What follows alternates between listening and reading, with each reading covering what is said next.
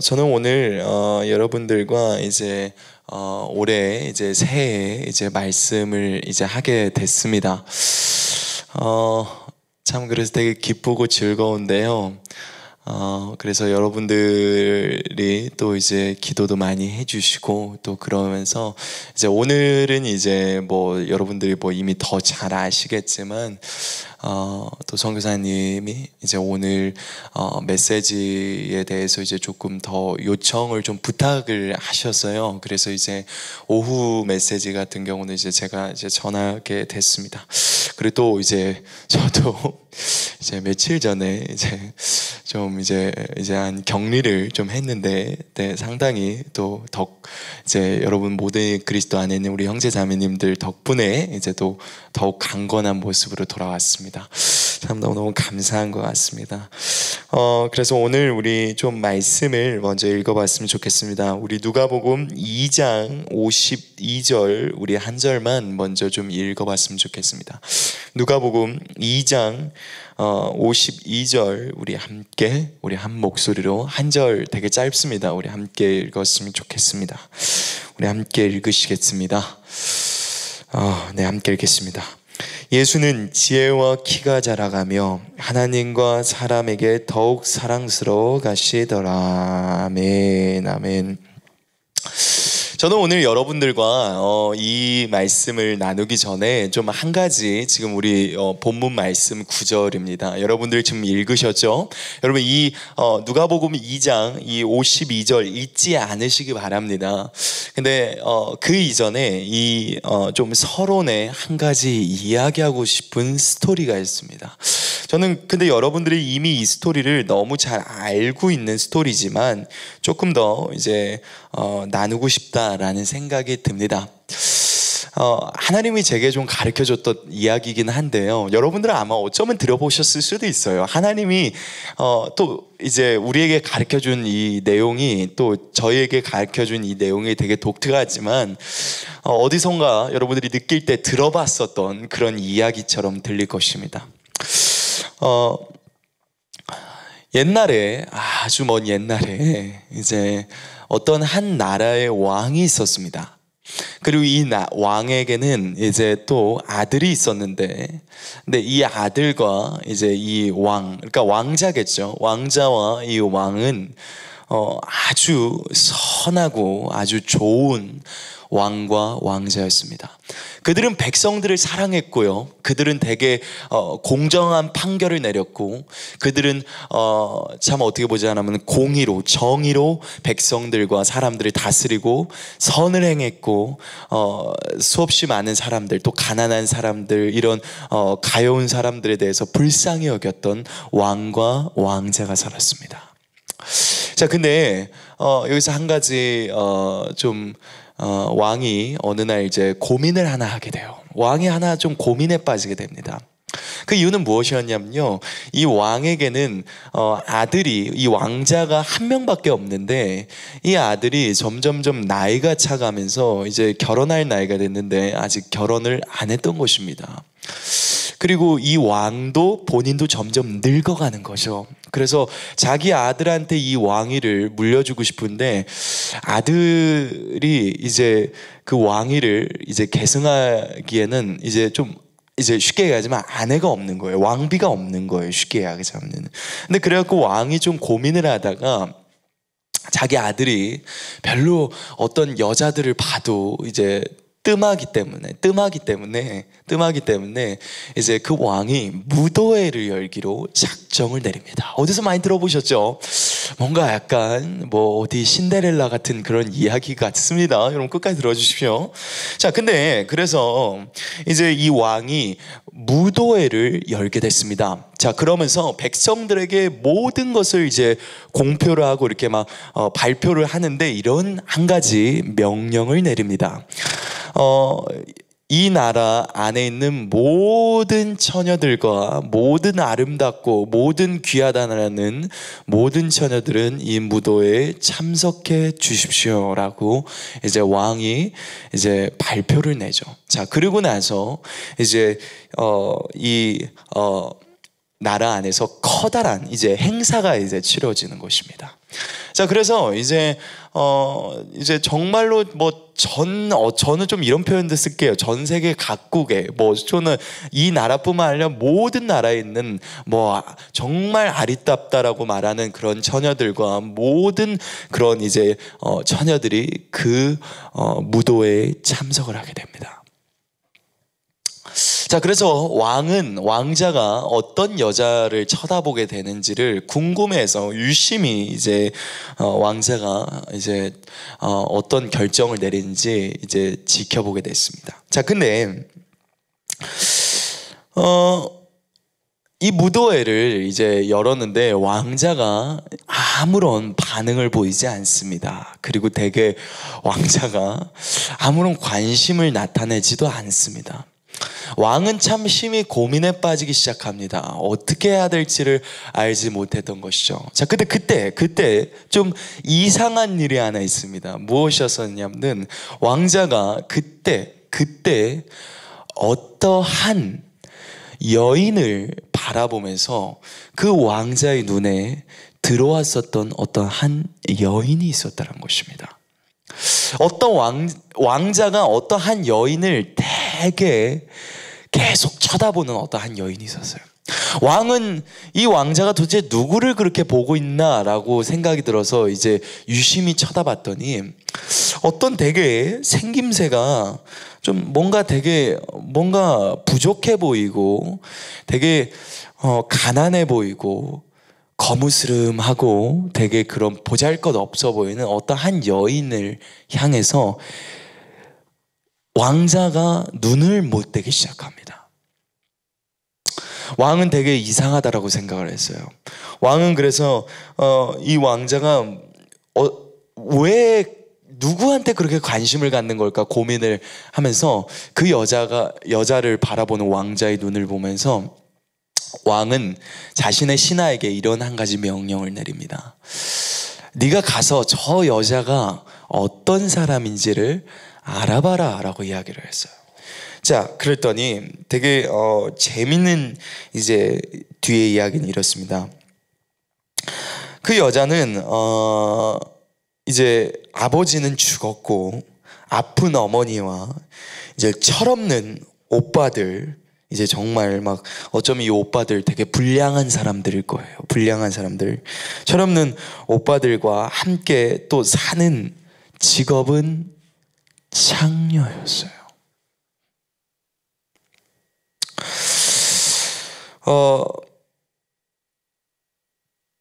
그 여자는 자식들도 있었고 그 여자는 거기 무도회에서 음식을 그 무도회에 참석을 해서 조금 몰래 포장을 한 거죠. 몰래 갖고 와서 그것을 가족들에게 나눠주고 먹였던 것이었습니다. 자, 근데 그런 가운데서 이 여자가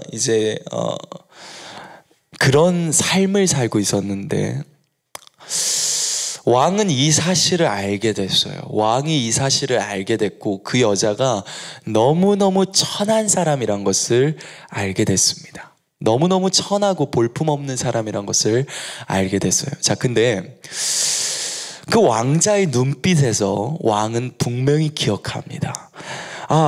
정말 뭔가 내 아들이 저 사람을 참 많이 사랑하는 것 같아. 뭔가 되게 어떤 그런 눈빛이 꼭 그런 것 같았어요. 자, 그래서 왕이 왕자를 부릅니다. 그러면서 이런 말을 하나 해요.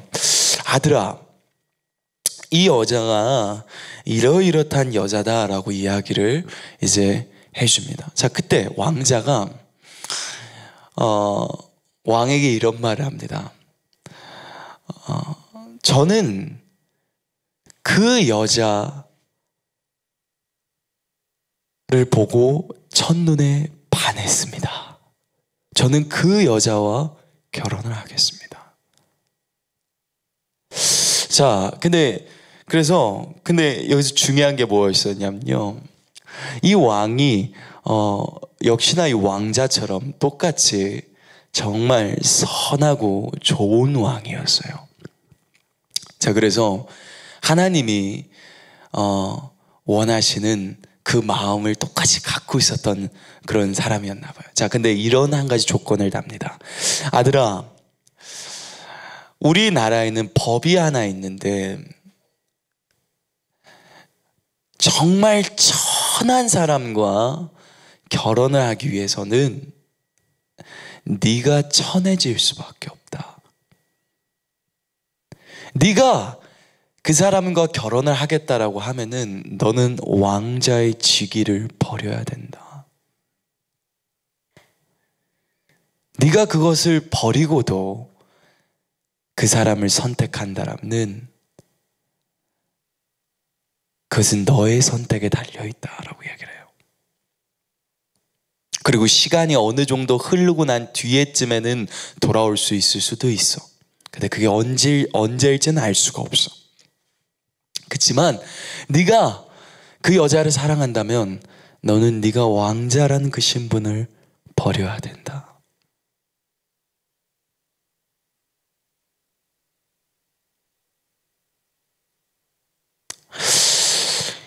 이 왕자님께서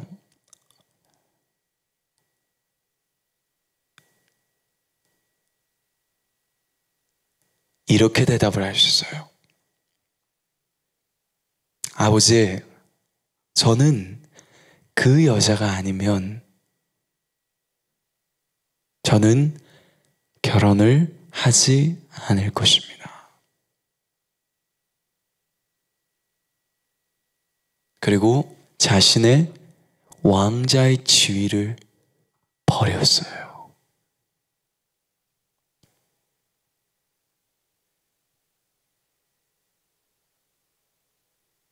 그리고 그 남자는 그 왕자는 왕자의 직위를 내려놓고 그 여자에게 갔습니다.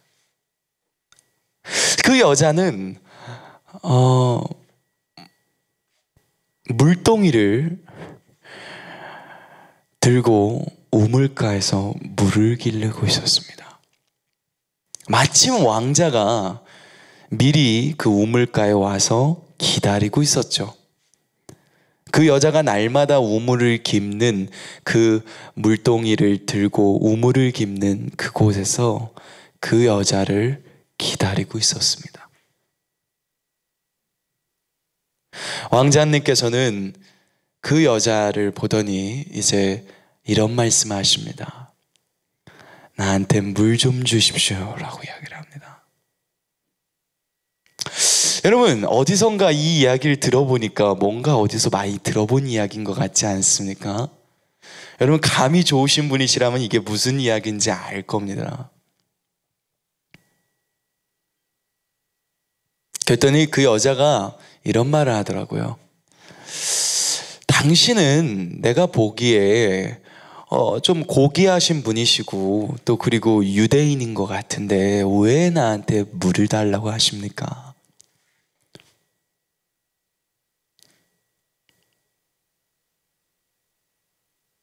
그때 이런 말을 합니다. 그래, 내가 만약에 내가 누군지를 알았고 지금 물을 달라고 한 사람이 누군지 알았으면은 네가 나한테 구했을 것이다 라고 이야기를 해요. 근데 이 여자는 이 사람이 누군지를 모르고 되게 이제 황당해한 겁니다. 자, 그러면서 이 여자가 이제 아니, 당신 누군데? 당신은 그릇도 없고 아무것도 없는데 왜 당신 누군데 당신 뭐가 그렇게 높아서 지금 잘났냐? 지금 물을 달라고 한 건 너지 내가 아니지 않냐? 라고 하면서 막 약간 이렇게 좀 안 좋은 태도로 이야기를 한 거예요.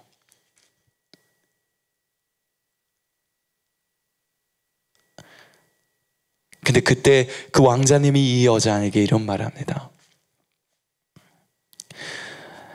내가 주는 물은 그 속에서 영생하도록 솟아나는 샘물이 되리라 라고 이야기를 해요. 그때 그 여자는 이게 무슨 말인지 못 알아들었습니다.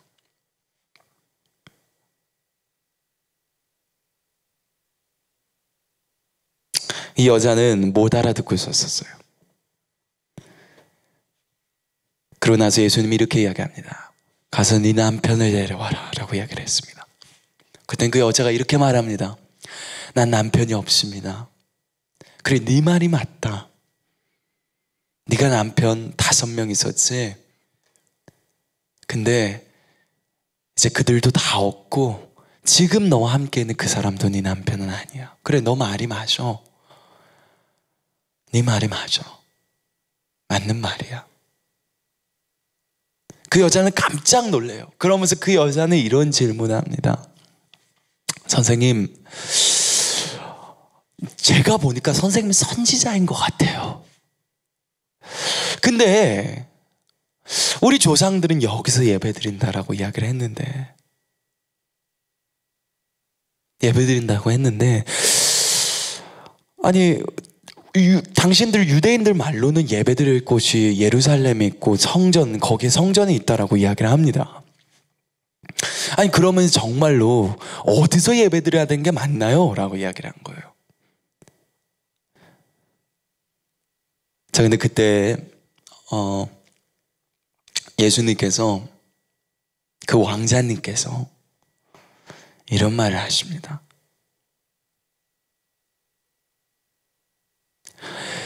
이것도 아니라, 여기도 저기도 아니라, 너가, 우리가 모두가 아버지께 예배할 때가 올 거다.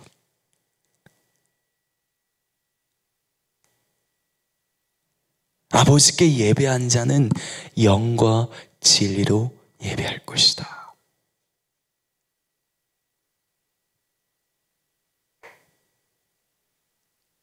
그리고 그 여자는 이런 말을 합니다. 저는 메시아, 그리스도라고 하시는 이가 오실 줄 압니다. 분명히 그분이 오시면, 분명히 그 왕자님이 오시면 저를 해방해 줄 것입니다. 모든 걸 알려줄 것입니다.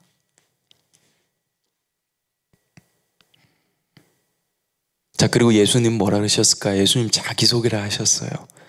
내가 바로, 너와 말하고 있는 내가 바로 그 그리스도이고 메시아다라고 이야기를 해요. 예수님은 왕자님이셨습니다. 예수님은 그 여자를 선택을 했어요. 예수님은 그 여자만큼 낮아지셨습니다. 참 이상하죠? 제가 앞에 있는 본문 말씀 구절과 다른 말씀 구절을 지금 읽고 여러분들과 나누고 있는데, 왜 이게 또 그 누가복음 2장 52절과 무슨 상관이 있냐라고 물어볼 것입니다. 자, 근데 여러분, 이 내용이 상관이 있습니다. 그래서 그렇기 때문에 여러분들이 끝까지 조금 잘 들어주시기 바랍니다. 그래서 예수님께서는 영과 진리로 예배할 때가 온다라고 이야기합니다. 여러분, 영과 진리로 예배한다는 게 사람들은 무엇인지를 잘 못 알아듣는 경우들이 있습니다. 자, 근데 오늘 저는 이 영과 진리에 대한 예배에 관해서 여러분들한테 정확하게 말씀드리도록 하겠습니다. 여러분, 영과 진리로 예배한다는 것이 주님이 제게 이야기를 하셨을 때 어떤 부분들을 이야기를 했었냐면, 사람이 예수님이 어떤 분이신지를 안다면, 그러니까 무슨 말이냐면요, 우리가 레마라고 말하는 계시를 받게 되면은 내가 드리는 예배가 영과 진리의 예배가 돼요. 예수님이 여기서 영과 진리로, 요한복음 4장에서 이야기를 하는 영과 진리로 예배드렸다는 것은 무엇을 이야기를 하셨던 것이었었냐면, 제가 주님께 배웠었던 건 이런 부분들에 관해서 이야기하셨습니다. 계시를 받아야 된다라고 이야기하셨어요. 내가 누구인지를 알아야 된다라고 이야기하셨어요. 주님이 어떤 분이신지를 아는 게 도대체 왜 영과 진리로 예배드리는 예배입니까? 그게 무엇입니까? 라고 질문을 하게 됐죠. 근데 여기서 한 가지 참 중요한 포인트가 있었어요. 그게 무엇이었었냐면, 여러분 정말로요, 계시가 들어와야지만 진정한 예배가 됩니다. 여러분 동의하십니까? 여러분 제가 왜 이야기를 드리냐면요, 한번 우리가 이런 이야기를 한번 해봅시다. 어떤 사람이 하나님을 이제 막 믿었습니다. 이제 막 믿었어요. 이 사람은 신앙생활을 이제 시작했습니다. 자, 그리고 어떤 사람은 신앙생활을 50년이라는 자신의 인생의 거의 한평생을 다 들어서 생활해 왔습니다. 자, 한번 이렇게 예를 들어서 한번 이야기를 해볼게요. 여러분, 여기에 이제 한번 이런 이야기를 해볼게요. 예를 들어서 베드로가 있습니다. 그리고 제가 있습니다.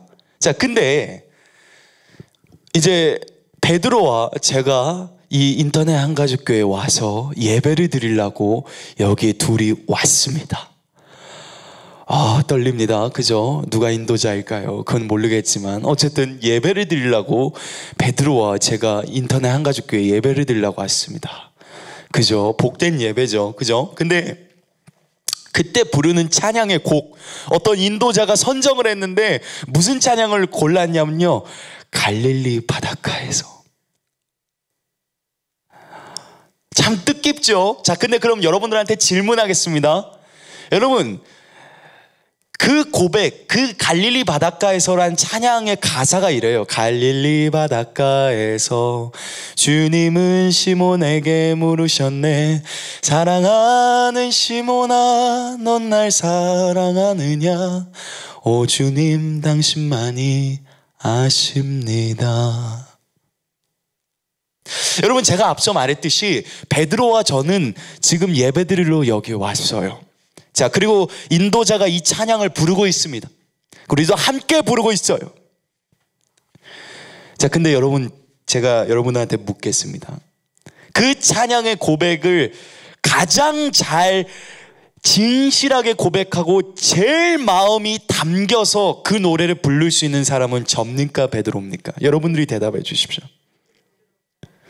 왜 그렇게 생각하시나요? 여러분들은 지금 여러분들 지금 방송으로 보고 있어서 제가 뭐 화면 너머로 볼 수도 없지만 여러분들이 벌써부터 베드로라고 대답하는 게 보입니다. 자, 근데 왜 그럴까요? 여러분, 이게 가장 중요한 겁니다. 왜입니까? 이게 가장 핵심의 포인트입니다. 왜일까요? 베드로는 그것을 경험했고, 포인트입니다, 알기 때문이라는 것이에요. 저는 원문의 용어를 찾아보다가 레마라고 이야기를 하는 이 단어가, 레마는 계시라는 것을 이야기를 해요. 성경에서 이 원어에서 말하는 단어죠. 레마. 그것은 즉 계시를 말합니다. 자, 근데 이 레마라는 단어를 조금 더 조사를 해보니까 이런 의미가 담겨 있습니다. 알고 있다, 이미 안다, 이미 터득했고 알고 있고 이미 그것을 몸소적으로 그것을 담아내버렸다는 그런 것을 상징하고 의미하기도 합니다. 이게 무슨 말이냐면요, 터득했다, 깨달았다, 이런 것을 이야기를 하는 거예요. 근데 여기서 한 가지 가장 중요한 포인트가 어떤 부분들이 이야기를 하냐면, 계시가 없으면은 영과 진리로 예배드릴 수가 없다라는 것입니다. 여러분, 성경에 이런 말이 나와 있습니다.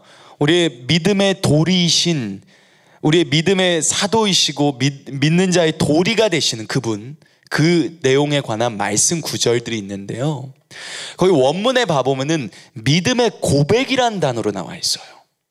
근데 이 고백이라는 단어도 원문을 봐보면 노래가 될 수 있고 시가 될 수도 있고 그분께 올려드리는 진실한 고백이 될 수도 있다는 거예요. 자, 근데 이 요한복음 4장 안에 나와 있는 내용이었죠. 제가 금방 전에 이 왕자에 관한 이야기를 했었던 게 요한복음 4장에 관한 이야기였습니다. 자, 근데 우리가 하나 기억해야 될 것은, 왜 그러냐면 정말 계시가 들어올 때 내가 내 입술로 그분을 향해서 드리는 고백이, 여러분 기억해 주십시오, 진리가 나갑니다.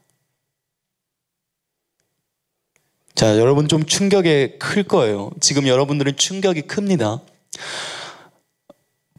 진리라고요? 라고 그럴 수도 있어요.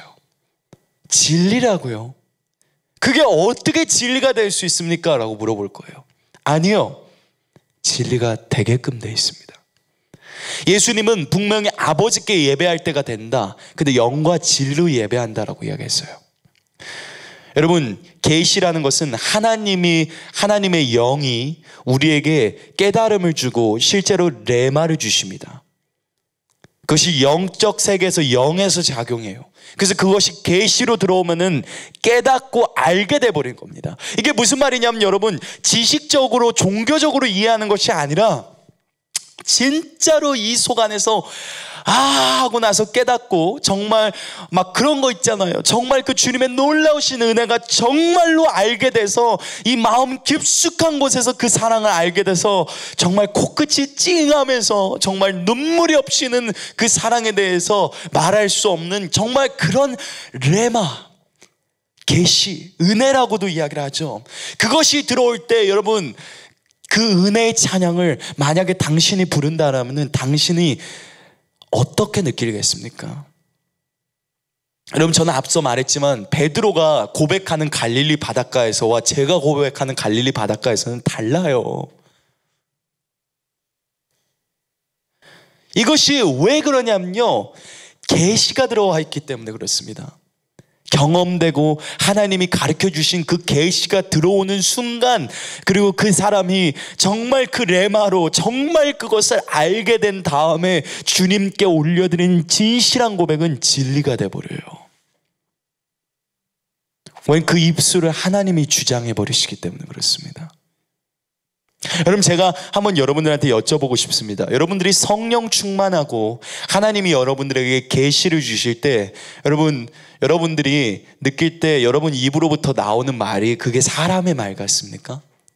만약에 그것을 여러분들은 여전히 나의 말이고 내가 꾸며낸 말이고 내가 지어낸 말이고 내가 스스로 터득했고 내가 그냥 말씀을 읽다가 그냥 내 육신의 머리가 너무너무 똑똑해서 이걸 그냥 다 알게 됐어 라고 여러분 그렇게 말씀하실 수 있겠나요? 아마 대답 못 하실 것입니다. 그 이유는요, 사람이 준 게 아니라 하나님이 줬기 때문에 그렇습니다. 하나님이 그것을 주었기 때문에 당신이 깨달을 수 있었던 거예요. 하나님이 열어주시지 않으면 누구도, 어떤 사람도 하나님의 말씀과 그분이 누구신지를 깨달아 알 수가 없습니다. 그래서 성경에서 바울은 성령을 통해서 이런 글을 썼죠. 성령님이 말씀하셨습니다. 지혜와 계시형을 주사 하나님을 알게 하시고. 왜 그런 기도를 했을까요? 그런 기도를 한 이유가 무엇입니까? 지혜와 계시가 들어가지 않으면은 하나님이 누구신지를 알 수가 없다라는 거예요. 너희가 스스로 그것을 할 수 없어. 하나님이 너희들한테 계시와 지혜를 주는 거야. 그리고 그분이 어떤 분이신지를 네가 아는 거야. 영생은 유일하신 참 하나님과 그가 보내신 자 예수 그리스도를 아는 것입니다. 여러분, 그분이 어떤 분이신 것을 아는 것은 하나님이 주시는 것입니다. 여러분들의 머리와 지혜를 갖고 그분을 절대로 아는 것이 결코 아닙니다.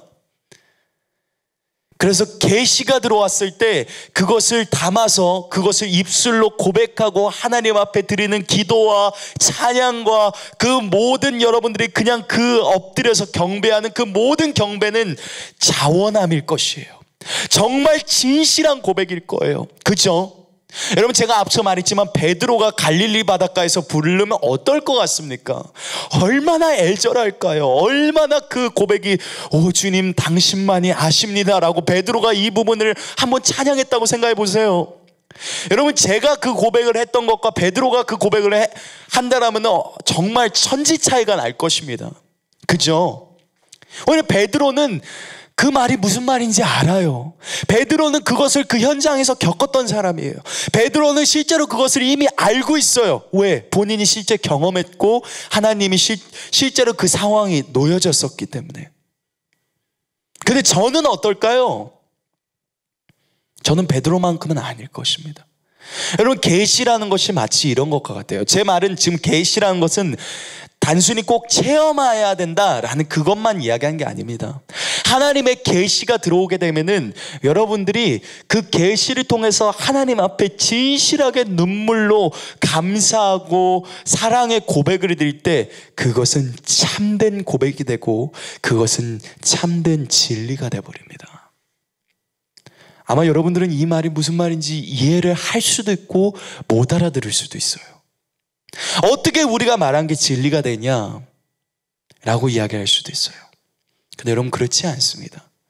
예수님은 분명히 뭐라 쓰냐면요, 영과 진리로 해요. 여러분 여기서 영이라고 이야기하는 것은 당신의 속사람을 말하는 것입니다. 또 한편으로 그리고 그 진리가 여러분 안에 깊숙이 들어왔을 때, 여기서 이야기하는 이 진리라는 것은 로고스도 맞고 레마가 될 수도 있습니다. 그래서 그것이 들어왔을 때 내 입술로부터 아버지를 향해서 고백하는 그 고백이 참된 고백이에요.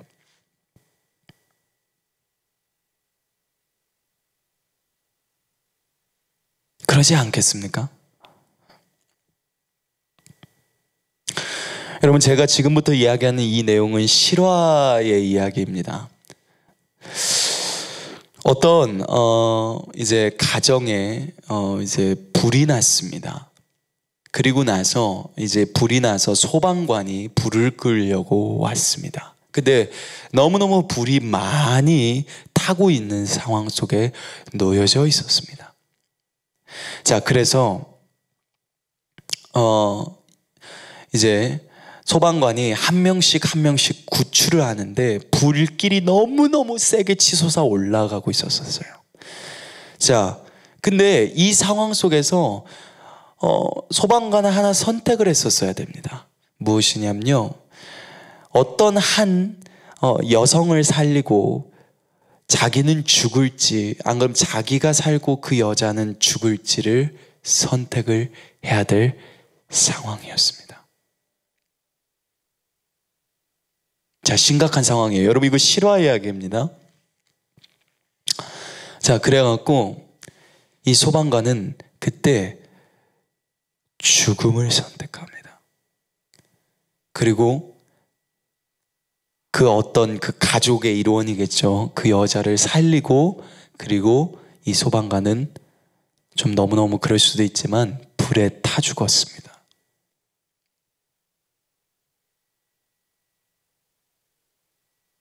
이 소방관도 가정이 있었던 사람이었어요.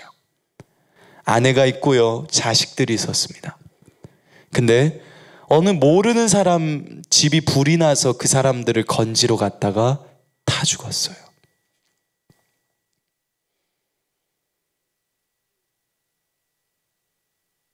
자, 그 건짐을 받은 가족들이 그 소방관의 가족들 앞에 가서 위로를 하고 눈물로 엎드려서 감사하다라고 그렇게 고백했습니다.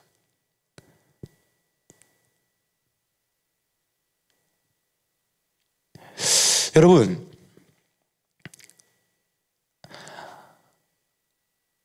저는 오늘 여러분들한테 한번 질문을 던져보고 싶습니다.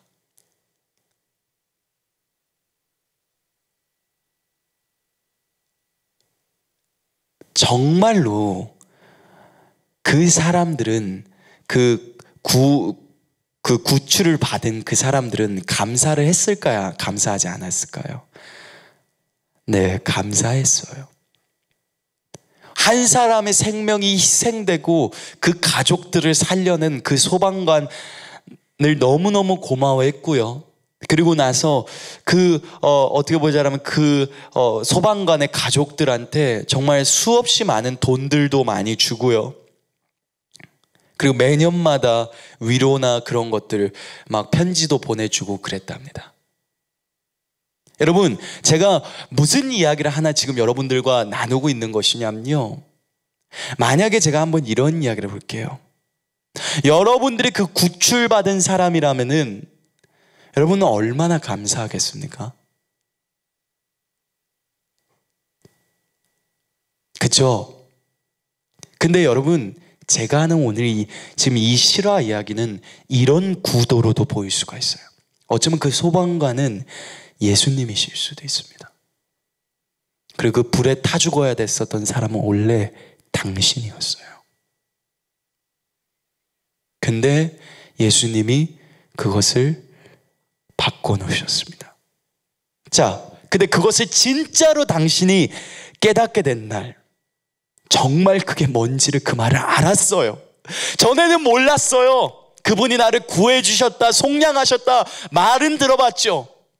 근데 정말로 그 말이 무슨 말인지를 진짜로 알고, 내가 정말로 그런 죄인이었다가 내가 정말 나를 구해주신 그분이란 것을 알았었을 때,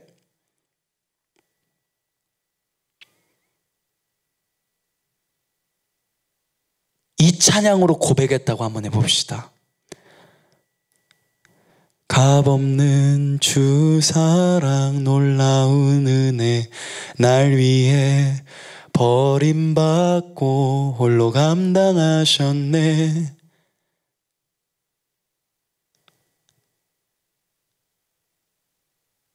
여러분, 만약에 이 찬양의 고백이 들렸었을 때 정말 그것을 아는 사람은 어떨 것 같습니까? 아마 그것은 눈물 없이는 부를 수가 없는 노래가 될 거예요. 아마 그 하나님 앞에 진실하게 감사함으로 엎드리게 될 것입니다. 하나님이 바라는 영과 진리의 예배라는 것은 바로 이런 것을 이야기합니다. 그의 영과 진리의 예배입니다. 계시가 들어오고 깨달음이 들어오고, 그때 그것이 무슨 의미인지를 알 때 그분 앞에 내가 엎드려야지라고 생각하는 게 아니라 내 무릎이 저절로 꿇고 겸손하게 내 마음이 자원함으로 그분 앞에 나아가서 엎드려버리는, 주님 감사합니다 라고 이야기하는 그 고백, 그것은 정말로 어마어마한 것입니다. 저는 오늘 이 부분들을 여러분들과 좀 나누게 됐습니다. 자, 근데 여러분, 시간이 엄청 많이 지났는데 이제 본론으로 들어왔어요. 자, 근데 저는 오늘 이제 최대한 짧게 해볼 수 있으면 해보도록 하겠습니다. 근데 우리는 앞서 맨 처음에 누가복음 2장 52절을 이야기했습니다. 자, 지금 여러분들은 이 스토리들을 제가 앞서 서론이 너무 길었지만 일단 여러분 다 들으셨죠? 그죠? 자, 그럼 이 서론을 어느 정도 갖고 있는 상황에서 자, 지금부터 이야기를 할게요. 여러분들은 자신이 누구인지에 관해서 얼마나 알고 있습니까? 또 그리고 자신이 어떤 존재인지 고민해 본 적 있나요? 아마 있을 거라고 저는 생각을 합니다. 아마 여러분들은 자라오면서 내가 누구지? 난 어디서부터 왔지? 나는 뭘 해야 되지? 나는 도대체 누구일까? 난 무엇을 해야 될까? 라는 그런 고민을 해본 사람 꽤 있을 거라고 생각합니다. 여러분들이 인생에서 어려서부터 태어난 순간부터 지금까지 순간까지의 가운데서 그런 생각을 단 한 번이라도 해본 적 있죠? 전 있다라고 생각을 합니다. 자, 근데 그때 여러분 한번 생각해 봅시다. 여러분, 학교에 있는 선생님이 여러분들한테 넌 누구다라고 가르쳐 준 적 있나요? 아니에요. 그죠? 아마 이렇게 대답을 했을 거예요. 공부나 해라. 아마 그랬죠. 그죠? 이상한 쓸데없는 생각하지 말고 공부나 해라.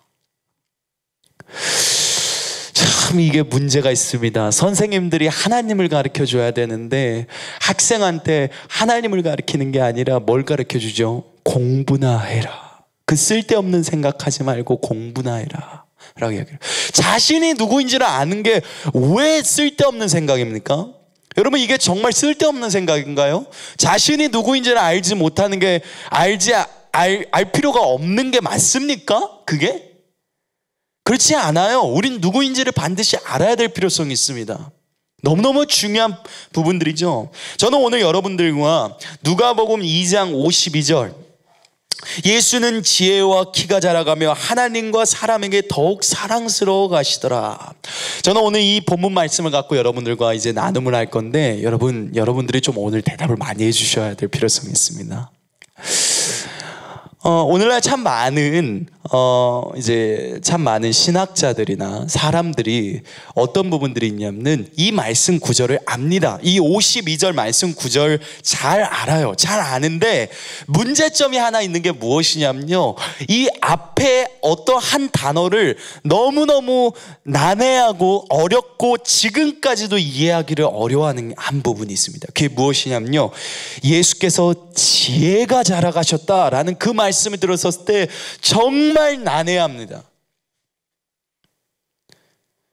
아니, 그분은 하나님이신데 왜 도대체 지혜가 자라가냐?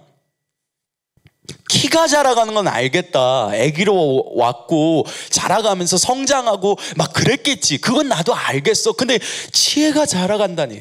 아니, 그리스도가, 하나님이 어떻게 지혜가 자라가지? 어떻게 그럴 수가 있는 거지? 라고 이야기하는 게 참 많아요, 사람들이.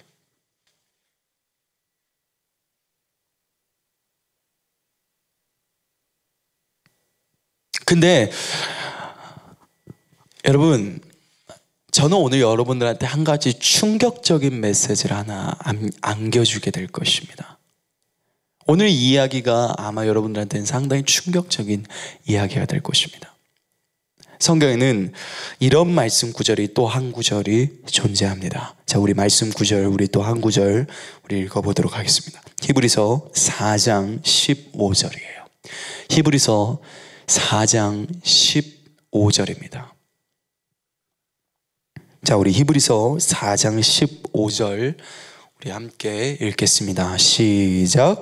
우리에게 있는 대제사장은 우리의 연약함을 동정하지 못하실 이가 아니요 모든 일에 우리와 똑같이 시험을 받으시니로되 죄는 없으시니라. 아멘. 여러분, 앞서 지금 이 읽어본 이 말씀 구절 가운데 한 가지 여기 중요한 핵심의 포인트가 있습니다. 우리의 대제사장께서는 우리의 연약함을 동정하실 못하실 리가 아니랍니다. 자, 근데 그리고 가장 이상한 말씀 구절이 이 뒷부분에 나와 있어요. 뭘까요? 모든 일에. 자, 영어로는 all thing이겠죠. 진짜 모든 거겠죠. 진짜 모든 일에 우리와 똑같이 시험을 받으시니로되. 똑같다는 거예요. 킹 제임스 성경에서는 우리와 마찬가지다라고까지 표현이 나와 있어요. 다만 죄만 없다 이렇게 나와 있어요.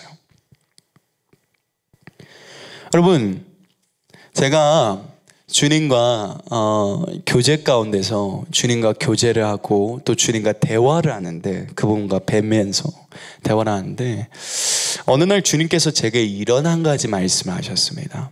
아들아, 난 너 때문에 아무것도 갖고 간 게 없고 내 모든 지위를 다 버렸다라고 이야기를 하셨어요. 근데 오늘 너희가 하나 크게 착각한 게 있어 라고 이야기를 하시더라고요. 그게 무엇입니까? 그랬었을 때 주님께서 이렇게 한 가지 대답을 하셨어요. 아들아, 나는 태어날 때 내가 기억을 갖고 태어난 적이 없다라고 얘기하셨어요. 다시 한번 이야기합니다. 나는 기억을 갖고 태어난 적이 없다라고 얘기하셨어요. 여러분, 이 말이 참 중요한 말입니다. 이게 무슨 말이지? 라고 여러분들은 저한테 질문을 할 거예요. 근데 이게 무슨 말이냐면요, 여러분, 예수님이 태어날 때 기억을 갖고 태어나지 않았다라는 것입니다. 우리와 마찬가지인 인간이라는 거예요. 자, 여기서 여러분들은 순간적으로 여기 이단 아닌가 그럴 수도 있겠죠. 자, 그러나 이야기는 끝까지 들어보셔야 됩니다. 여러분, 우리와 마찬가지다라고 킹제임스 성경에는 그렇게 돼 있고요. 히브리서 4장 15절이 또 이제 개역개정에서는 우리와 똑같이 시험 받았고 우리와 똑같다라고 표현도 나와 있습니다. 자, 근데 여기서 한 가지 주목해 봐야 될 한 가지 부분은 바로 이 부분입니다. 우리와 똑같다. 이게 무슨 말이지? 라고 이야기했는데 이게 바로 이런 의미예요. 자, 여러분, 제가 여러분들한테 한 가지 이제부터 질문을 던지겠습니다. 여러분들이 이 부분에 있어서 대답하시면 이제 이 말이 무슨 말인지 이해가 가실 거예요. 자, 여러분, 보통 드라마나 영화 같은데 물론 이제 예전의 기억을, 물론 좋은 기억은 아니지만 한번 되살려 보십시오. 여러분, 드라마나 영화나 여러분 봤던 어떤 영상에 어떤 되게 어마어마한 부자나 어떤 권력자나 어떤 그런 되게 능력자가 갑자기 기억상실증에 걸렸어요. 어떤 사고로 인하여 기억상실증이 탁 걸렸습니다. 자, 그래갖고 이 사람이 어마어마한 부자인데, 어마어마한 능력자인데, 어마어마한 권력자인데 기억상실증이 걸렸어요. 기억을 잃었습니다. 자, 그래갖고 이 사람이 자기가 어떤 존재인지를 몰라요. 사실은 자기는 삼성그룹의 아들인데, 삼성그룹 회장의 아들인데 또는 딸인데 기억을 잃었습니다. 재산이 약 한 1조. 어마어마하지 않습니까? 여러분, 별로 막 반응이 없나 보네요. 여러분, 우리 방송을 보신 분들 반응을 조금 해주세요.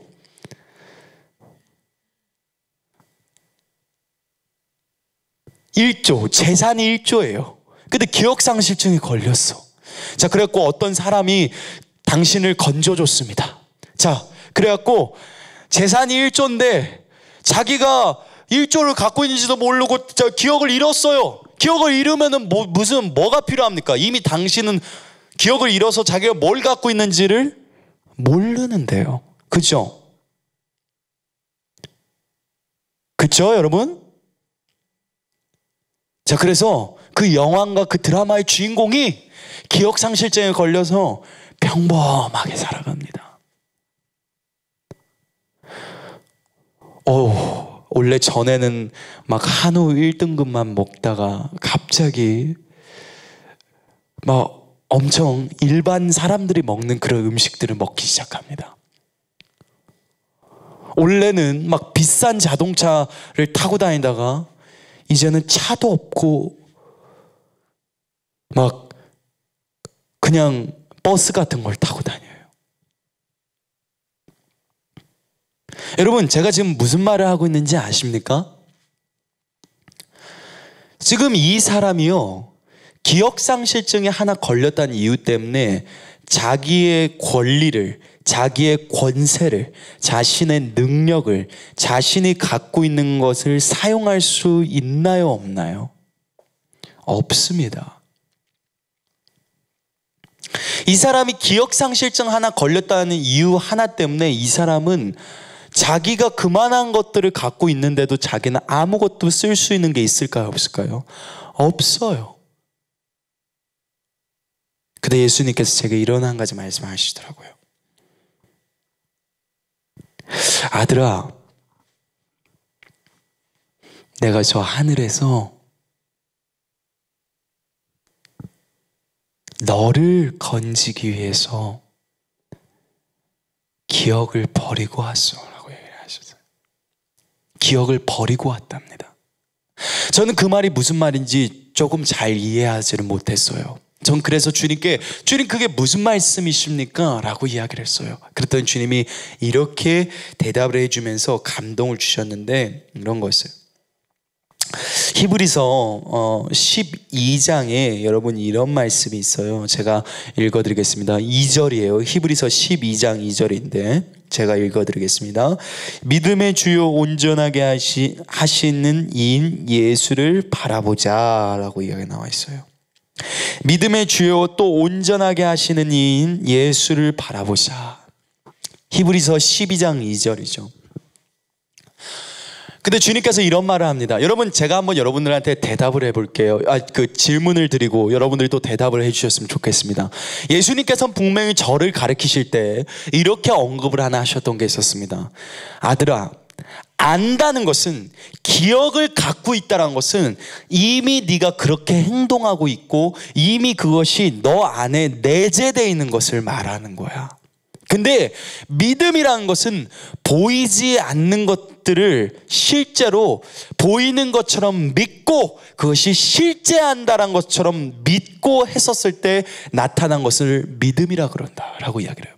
여러분, 믿음의 최종적인 단계가 무엇이냐면요, 알아버리는 것입니다. 안다라는 단계예요. 믿음의 최종적인 단계는 안다라는 단계입니다. 근데 예수님께서는 이런 한 가지 말씀하셨어요. 아들아, 여기서 12장 2절에서 내가 믿음의 주가 되려면 나는 알고 있으면 안 돼. 너희와 마찬가지로 시험을 받으려면 난 알고 있으면 안 돼. 한번 네가 생각해 보겠니 하면서 이런 말씀 하시더라고요. 여러분, 만약에 예수님은 시험을 늘 보는데 답안지를 항상 갖고 시험을 보십니다. 자, 왜냐하면 분명히 우리는 히브리서 4장 15절에 우리와 똑같이 시험을 받으신 이로되 죄는 없으시니라라고 읽었죠. 자, 예수님이 시험을 보십니다. 근데 예수님은 답안지를 갖고 있어요. 우리는 시험을 봅니다. 우린 답안지가 없어요. 여러분, 이거 공평합니까? 공평하지 않겠죠. 여러분, 기억을 갖고 있다는 것이요, 답안지를 갖고 있는 거예요. 그러면 여러분 한번 생각해 보십시오. 저는 여러분들한테 이 질문을 던지고 싶습니다. 무엇이냐면, 여러분들은 늘 이렇게 생각해 왔어요. 아, 예수님은 하나님이셔. 아, 예수님은 하나님의 아들이야. 아, 맞아요. 저도 그렇게 똑같이 공감하고 인정하고 아멘입니다. 저도 그렇게 믿습니다. 근데 여러분, 지금 오늘 여러분들과 나누는 이 말씀을 보면은 예수님은 참 특이한 게 우리와 똑같았다라고 이야기를 하고 있어요.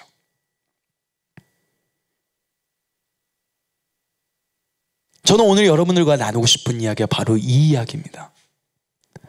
우리는 성경에 이런 한 말씀 구절을 읽어봤을 거예요. 너희는 하나님을 본받는 자가 되라 라고 이야기를 들어봤을 것입니다.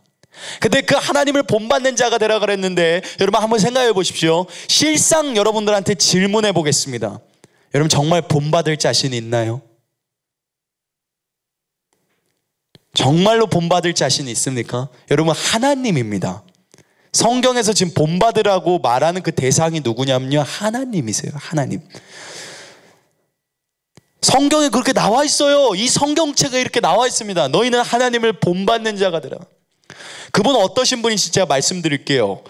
막 보좌에 어마어마한 광채에 빛이 나고 수천 수만의 수억 명의 천사들이 둘러진치고 있고 24 장로들이 있고 거룩하다 하면서 그룹들이 외치고 있고 입에서 양날선 검이 나가시는 그분을 본받는 자가 되랍니다.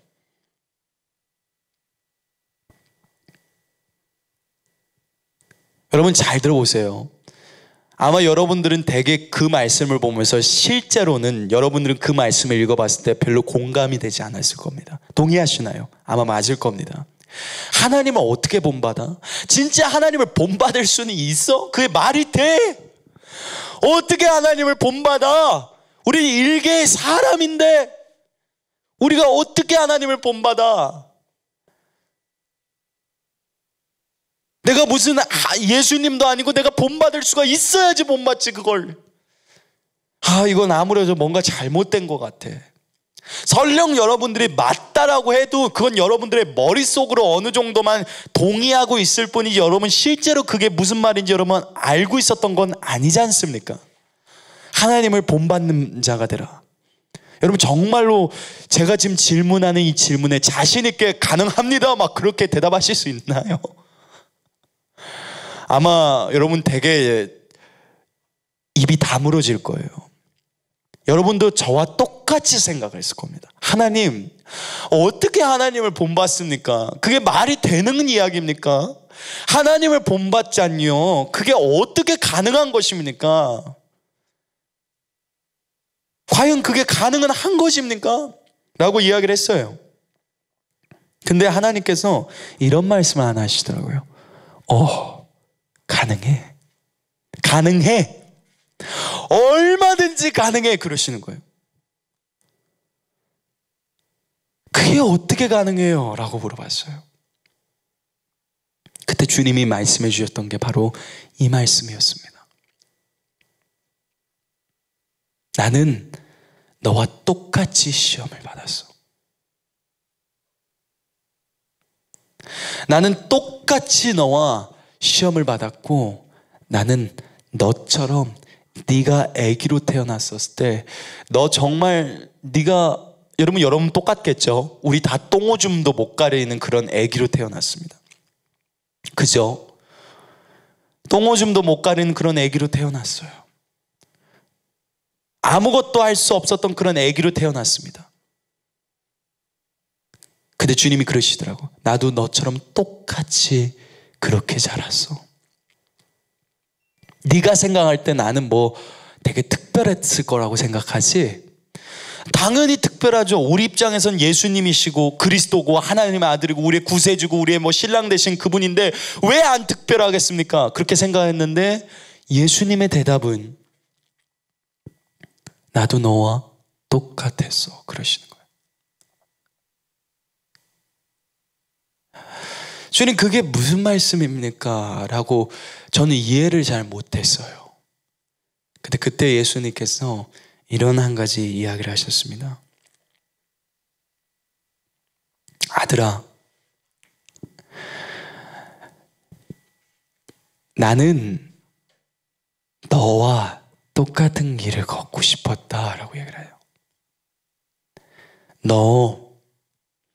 네가 인생을 10년 살았던, 20년을 살았던, 30년, 40년, 50년, 60년 또는 너의 육체의 생명이 다 끝날 그날까지 네 인생이 걸어오면서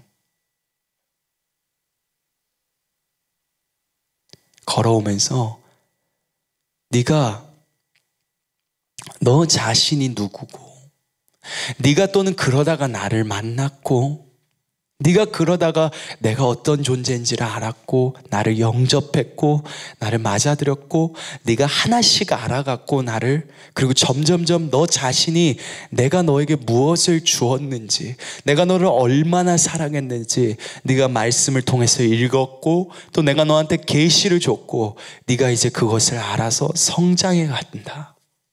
그치 그러시더라고요. 맞는 말이죠 여러분. 자, 근데 주님께서 이렇게 이야기합니다. 나도 똑같았다. 여러분 이건 참으로 충격입니다. 어떻게 예수님이 그게 똑같을 수가 있습니까? 어떻게 예수님이 우리처럼 아무것도 잘 모르면서 더듬거리는 그런 신앙생활을 했을까요? 여러분 이해가 가십니까? 아니 그럴 수 있나요? 우리가 읽어본 복음서에는 예수님이 모든 걸 다 알고 있는 것 같은데요. 근데 예수님은 아무것도 알고 있었던 게 없었답니다. 여러분 벙찌죠 지금 이 이야기가.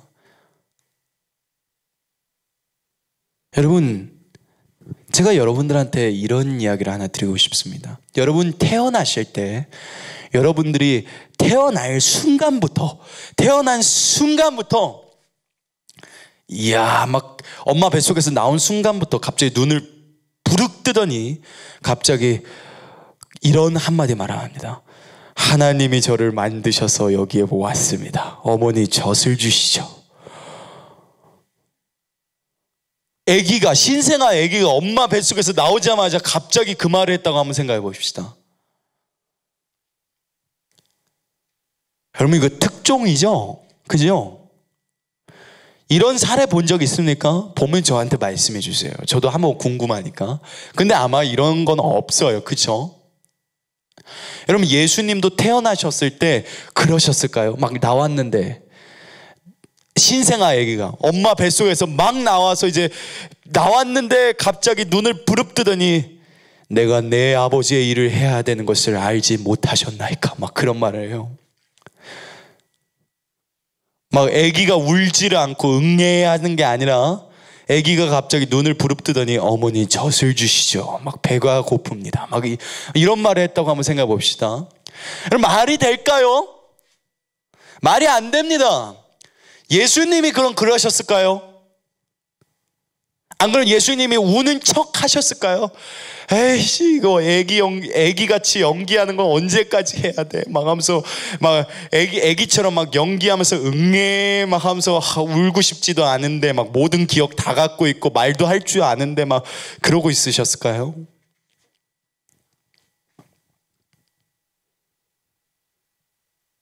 여러분, 그렇지 않아요. 여러분, 예수님이요, 기억을 안 갖고 계셨어요. 그래서 이 누가복음 2장 52절은 지혜가 자라가셨다라는 표현이 나와 있습니다. 저는 오늘 여러분들이 성경을 읽다가 이해가 안 갔던 구절들 몇 가지가 오늘 여러분들한테는 풀리게 될 거예요. 이 이야기가. 예수님은 지혜가 자라갔습니다. 처음부터 모든 걸 다 갖고 오지 않았어요. 왜 그러냐면 여러분들을 한번 비교해서 보십시오. 여러분 자신을 비교하십시오. 여러분들이 태어날 때부터 여러분들은 모든 기억을 다 갖고 있는 상태에서 태어나지 않았습니다. 여러분들이 태어났을 때 여러분들은 아무것도 갖고 있지 않았어요. 그러고서 여러분들은 시작됐습니다. 여러분들의 인생의 삶이 스타트된 거예요. 그러면서 아기 때부터 자라왔습니다. 여러분들의 삶이 그랬을 것이에요. 자, 근데 예수님도 마찬가지였던 거예요. 저는 물었습니다. 주님, 왜 그러면은 주님은 그렇게 걸어오셨습니까? 그 이유가 무엇입니까? 그때 주님이 이렇게 말씀하십니다. 네가 그렇게 살아왔지 않니? 네가 그렇게 걸어오지 않니? 나는 아들아, 닮을 수 없는 존재를 닮으라고 너희들한테 말한 적 없다라고 얘기하셨어요. 여러분, 이거 심히 충격적입니다.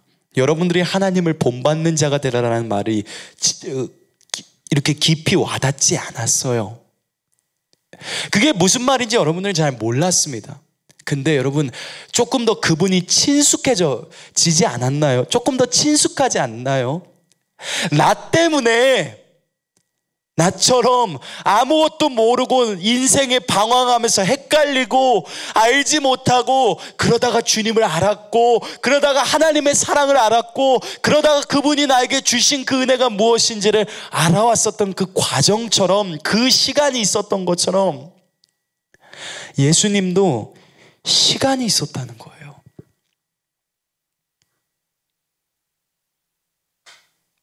여러분, 이것은 참으로 중요합니다. 그게 무슨 말입니까? 그럼 예수님이 누가복음에서 12장에서는 내가 내 아버지의 집에 있어야 될 걸 알지 못하셨나이까로 봤을 때는 이미 알고 계시는데요 라고 묻겠죠. 여러분, 그렇지 않습니다. 예수님이요, 앞서 우리는 히브리서 4장 15절을 읽어봤죠. 다만 죄만 없으시니라. 자, 여러분들에게 한 가지 비유를 드리겠습니다. 여러분, 여러분들이 만약에 어떤 종이가 있다라고 한번 예를 들어볼게요. 한번 종이가 있다라고 한번 예를 들어보겠습니다. 근데 예를 들어서 제 손에, 이쪽 손에는 흰 종이가 있습니다. 그리고 이쪽 손에는 검은 종이가 있습니다. 자, 그리고 한번 물어볼게요. 자, 이 흰 종이와 검은 종이를 복사기에다가 집어넣습니다. 자, 그래서 어떤 자료를, 어떤 것을 복사하려고 복사기에다 집어넣습니다. 자, 둘 다 복사가 됐습니다. 어떤 복사 종이가 여러분 눈에 잘 보일까요? 여러분 대답해 주십시오. 뭐 너무 뻔하겠죠? 흰 종일 겁니다. 왜 그러냐면요, 검은 종이는 검은 잉크로 또다시 거기다 글씨를 써봤자 검은색입니다. 그러나 흰 종이에다가 검은 잉크를 쓰게 되면은 다 기록되겠죠. 잘 보이고. 여러분, 예수님이 죄가 없으셨다라는 게 무슨 말이냐면요, 성경에 마태복음에 이런 말이 나와 있죠. 마음이 청결한 자는 복이 있나니 그들이 하나님을 볼 것이다 라고 이야기가 나와 있습니다. 예수님은 날 때부터 성령으로 충만하셨고, 어느 정도, 그리고 예수님께서는 어떤 부분이 있었냐면 죄가 없으셨기 때문에 마음이 깨끗하셨어요. 근데 우리는 마태복음에서 뭐라 하죠? 마음이 청결한 자는 복이 있다. 그들이 어떻게 된다고 이야기했죠? 하나님을 본다라고 이야기가 나와 있어요. 예수님은 아주 어릴 때 어느 시점에 하나님을 실제로 뵙고요, 그리고 실제로 말씀에서 자신이 누구인지를 찾아가셨어요. 여러분, 이거 심히 충격적이지 않습니까? 여러분, 너무 충격적일 거예요. 아니, 메시아가, 그리스도가 자신을 찾아갔다고? 그게 무슨 말이냐 도대체? 라고 이야기할 거예요. 아니요. 전 다시 한번 몇 번이고 여러분들한테 대답해 드릴 수 있습니다. 예수님은 자신이 누구인지를 찾아가셨습니다. 왜 그런 줄 아십니까? 여러분, 왜 그분이, 그럼 제가 이 줄거리로 지금 이야기를 쭉 해왔는데, 왜 기억, 즉 안다를 버리시고 이 세상에 오셨냐면요, 당신이 겪고 있는 그 고초와 고통과 어려움을 똑같이 겪으면서 가장 완전해지고, 그 믿음이 어떻게 하나님 앞에서 가장 성숙해지고 그 믿음의 주가 되는 그것이 무엇인지를 모범과 표본이 되어버리셨어요. 그래서 믿음의 주가 됐다라고 이야기가 나와 있습니다. 여러분, 저는 오늘 물어보고 싶습니다. 여러분, 오늘 우리 모든 믿는 자의 롤모델 예수님 맞나요? 맞습니까? 아마 여러분 다 아멘 하실 거예요. 자, 근데 그럼 한번 생각해 봅시다. 저는 앞서 비유에서 무슨 이야기를 했었냐면, 이런 권력자나 능력자나 부자가 기억상실증을 잃었습니다. 자, 그러면 그 사람은 능력을 사용할 수 없겠죠. 그죠? 자기 재물도 못 쓰고요, 자기의 권력도 행사할 수 없고, 그 능력도 행사할 수 없습니다. 왜 그러면 자기는 그냥 평범한 사람이라고 생각을 하니까요. 기억을 잃어버렸기 때문에 그런 것입니다. 자, 근데 여러분들이 앞서 말했던 대로 그게 어떻게 가능합니까? 예수님이 기억을 잃었다니요. 예수님이 기억 또는 안다라는 것을 갖고 이 세상에 태어나지 않았다니요. 그게 무슨 말입니까? 라고 저한테 질문을 했죠. 자, 근데 그게 결론적으로 뭘 말하는 거냐면요, 여러분, 만약에 예수님이 처음부터 본인이 그런 것을 갖고 있었던 권력자이고 그런 것을 알고 있다면은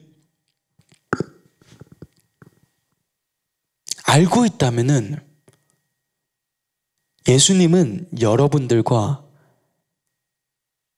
똑같지가 않는 거예요. 여러분, 제가 여러분들한테 질문할게요. 여러분들은 예수님하고 다르다라고 여러분들은 고백할 겁니다. 네, 맞아요. 그 말도 맞습니다. 그분은 창조주시고 우린 피조물이기 때문에 우린 달라요. 그 말은 맞습니다. 자, 근데 그분이 똑같이 시험받고 똑같았다라고 이야기하는 말은 그럼 이상한 말이 돼버립니다. 예수님께서는 여러분들과 똑같아지셨어요. 조금의 1.1액의 차이도 없이 똑같아지셨습니다. 여러분, 그분은요, 완전한 하나님이시고 완전한 사람이십니다.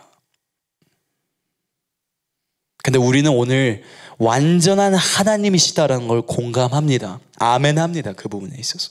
그러나 완전한 사람이다라는 그 말에 공감을 하지 못합니다. 여러분, 예수님은요, 그렇게 태어났어요. 그럼 여러분 질문할 겁니다. 저 앞서 이야기를 했었죠. 기억이 없었다고. 만약에 기억을 있으면은, 예수님이 기억을 갖고 있었다라면, 여러분, 제가 이런 이야기 했었죠. 기억해 봅시다. 시험을 보는데 답안지를 다 갖고 있는 상태에서 시험을 보면은 그게 시험입니까?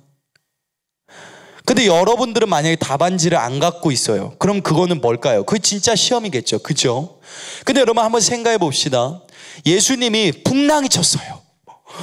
막 풍랑이 칩니다. 제자들은 무서워요. 그죠? 왜 그럴까요? 답안지가 없으니까요. 그러니까 문제가 터지니까 어떻게 해야 될지를 모르고 우왕좌왕합니다. 근데 예수님은 어떻게 할까요? 막 바로 막 일어나서 막 잠잠해라 막 해버려요. 정답을 외쳐버리십니다. 그죠? 자, 근데 만약에 예수님이 애초부터 자신이 그런 권력자고 능력자라는 것을 날 때부터 알았다라면은 여러분들과 다릅니다. 그리고 저는 이렇게 이야기해 드릴 수 있어요. 당신은 예수님 닮을 수 없습니다. 예수님은 말도 안 된 걸 요구한 거예요. 너희는 하나님을 본받는 자가 되라. 그건 다 거짓말인 겁니다. 못합니다. 불가능해요. 왜 그럴까요, 여러분? 여러분들은 하늘의 기억이 없어요. 여러분들은 어떤 존재로 살아왔는지 모릅니다. 여러분들은 하나님 옆에 있었던 존재고 그분으로부터 나왔다는 것에 관한 기억 있나요? 아니요, 없어요. 여러분들 실제로 그 기억을 갖고 있지 않습니다. 지금 이 순간에도. 그죠? 그렇다면 여러분들이 한 가지 기억을 해봅시다. 그러면 예수님을 모든 걸 알고 시작하고 여러분 모든 걸 알지 못하고 시작했다는 것이 안다라고 이야기하는 이것이 어마어마하게 큰 차이예요. 근데 예수님이 모든 걸 알았을까요? 몰랐을까요? 몰랐습니다.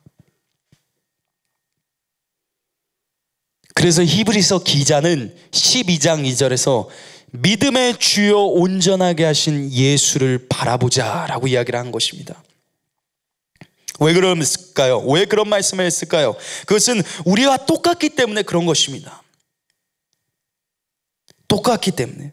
그래서 이렇게 나오죠. 그는 그 앞에 있는 기쁨을 위하여 십자가를 참으사 부끄러움을 개의치 아니하시더니 하나님 보좌 우편에 앉으셨느니라 라고 12장 2절은 그렇게 우리에게 이야기를 해주고 있어요.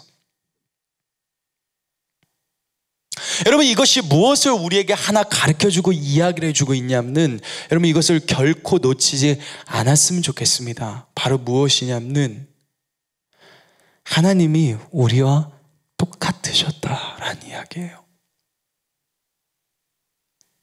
저는 이 이야기를 들을 때 되게 제 마음이 많이 뭉클합니다. 여러분들은 어떻게 느낄지 모르지만 저는 이 이야기를 들으면 마음이 지금도 울컥거려요. 제가 왜 이런 이야기를 하냐면은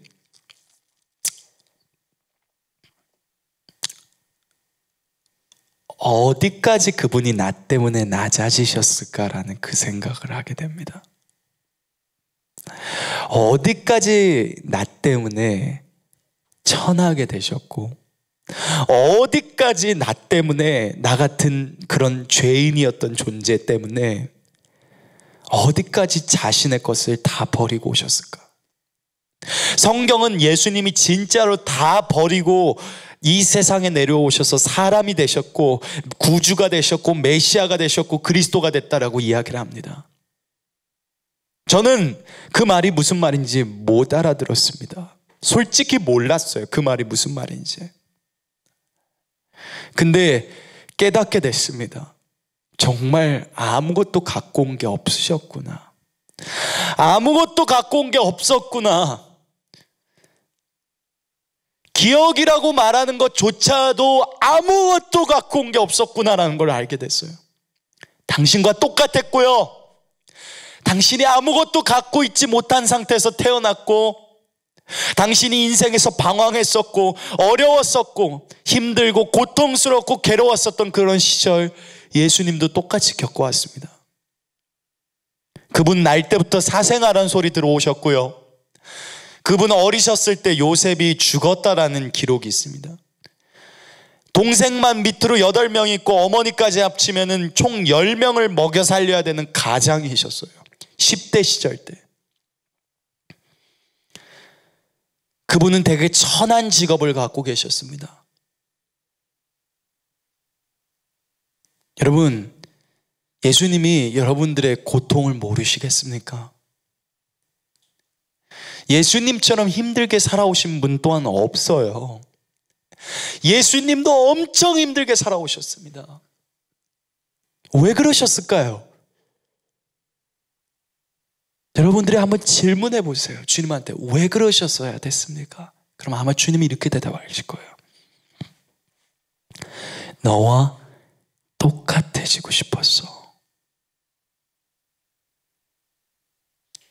여러분, 제가 처음에 이야기했었던 왕자님이 그 천한 여자를 만나러 가서 그 왕자님이 자신의 지위를 버리고 그 여자와 결혼을 합니다.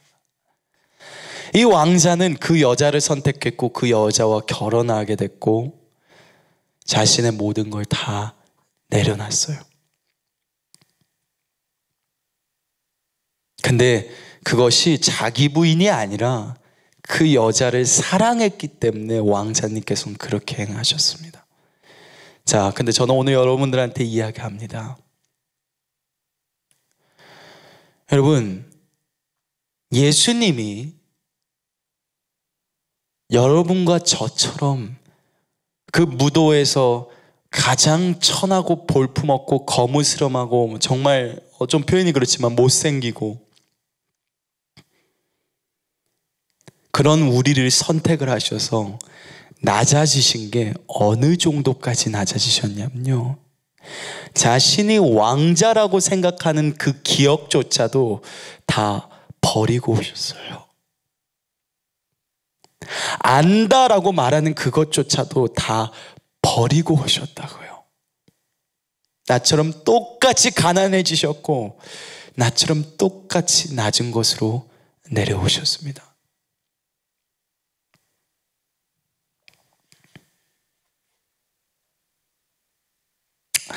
저는 오늘 이 이야기를 들을 때 제 마음이 되게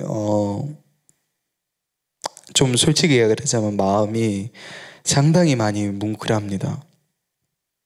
그분의 말씀에서 자신이 누구인지를 찾아가셨고 살아있는 말씀이 인간이 되셨고 그 살아있는 말씀이 기억을 잃은 말씀이 되셨고 그리고 이 인간 세상에서 태어나셔서 율법과 다시 성경책을 읽으셔서 그 적어진 말씀을 다시 마치 필사한 것처럼 예수님 안에 다시 그 말씀을 깨웠어요.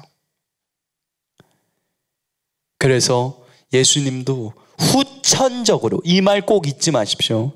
여러분, 예수님은 후천적으로 아셨던 것이지 선천적으로 날 때부터 아셨던 분이 아닙니다.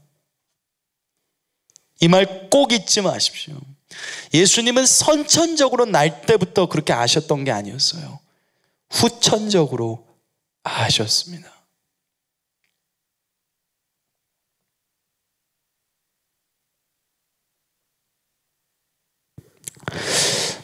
제가 주님께 이 말을 들었을 때 제가 그 당시 때 그날 이제 이 이야기를 주님께 듣고 나서 되게 많이 울었어요.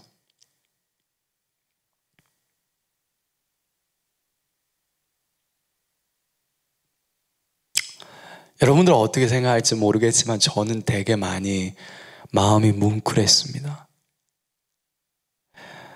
어디까지 낮아지셨을까? 왜 그러셨습니까? 라고 주님께 여쭤봤을 때 너와 똑같아지고 싶어서, 네 마음을 이해하고 싶어서, 너 걸어가다가 네가 길을 몰라서 헤매는 그 느낌, 그런 거 다 알고 싶어서, 네가 정말 하나하나씩 알아가고 너도 헷갈리고 그랬었던 그런 것까지도 다 너를 이해해주고 싶어서, 우리의 대제사장께서는 우리의 연약함을 동정하지 못하실 분이 아니요, 모든 일로 우리와 마찬가지로 돼. 킹제임스에 그렇게 나와 있죠. 똑같다라는 거예요. 똑같다라는 겁니다. 우리와 똑같다라는 거예요.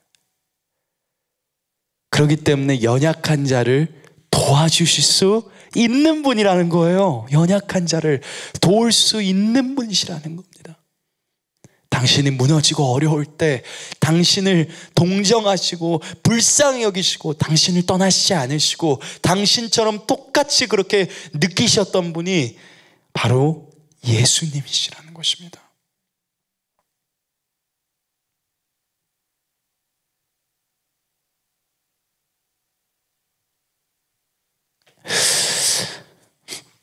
예수님께서는 겟세마네 동산에서 특이한 한 말을 하셨습니다.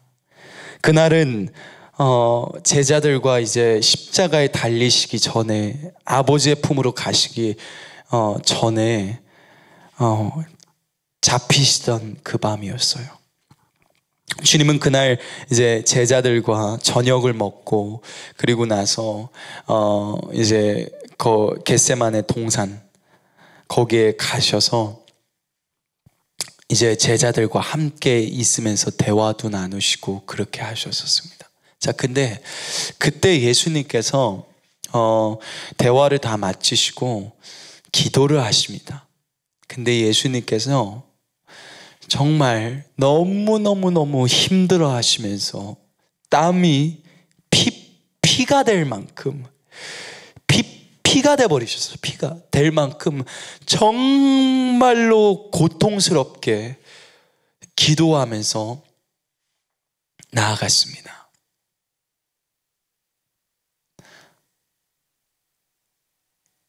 근데 그때 예수님께서 아버지 앞에 이렇게 기도합니다. 아버지, 원하옵는데 이 잔을 내게서 치워주십시오.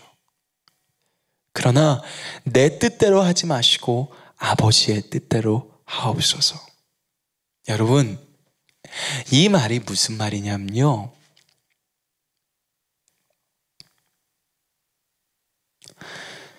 저는 처음에 이 말이 좀 이해가 가지 않았습니다.